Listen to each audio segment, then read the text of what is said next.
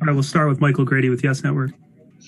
Hey, Alize, take us what you were doing out there to have such an impact and effect on the game and making it close late.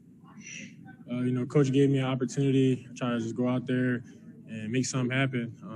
My opportunities are slim sometimes they're better, but I just want to try to go out there and help the team as much as possible, and we got as close as we could.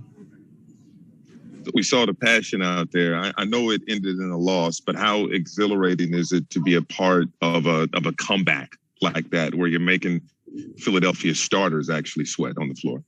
I mean, it was beautiful. The guys that I was playing with out there. We're in a stay ready group, and when our numbers called, we try to go out there and play hard as possible. So just being out there in a moment like that with them, just trying to sneak one, I loved it, man.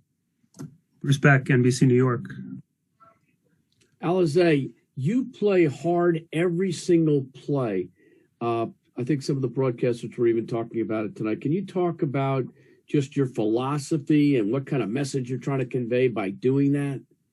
I got a huge family back at home, and every time I go out there, I play for them. Playing for my city and now the Brooklyn Nets organization. And, they take a chance on me, and I like when people believe in me and just want to, go out there and go my hardest for them.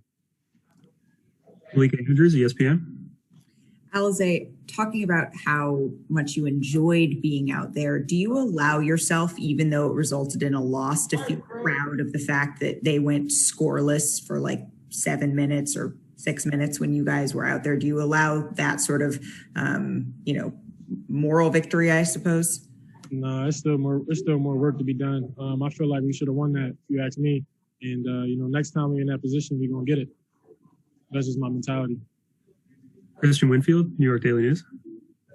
Hey, Alize, it looked like a couple of times you ended up on Joel Embiid. I was wondering what ended up working. It looked like a couple of times you guys were able to either get a stop, or I think one time they called a foul, but, that could have gone either way. What was working in those scenarios? The coaches just did a good job explaining what we needed to do on him. They stayed with our group, and we executed as much as possible, and, came up with a couple stops. So good job, to them for, getting that game plan going down the stretch. Ryan Lewis, New York Post. Alize, a lot of times when a second unit comes in and cuts into a big lead, coach will go back to the starters to try to bring it home. But Steve said he wanted to reward you guys for how hard you were playing and the effort that you were showing. I'm just curious, when you hear that and you get that kind of boost from your coach, what does that do for you?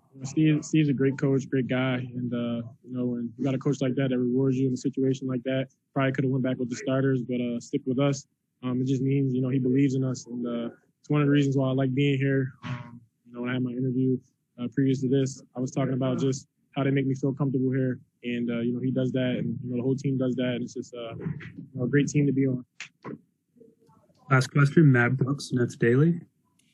Hey, Alize, just to be able to come out there and play crunch time minutes against one of the best teams in the league, what does that do for you? What does that mean to you to be able to do that at such a young age?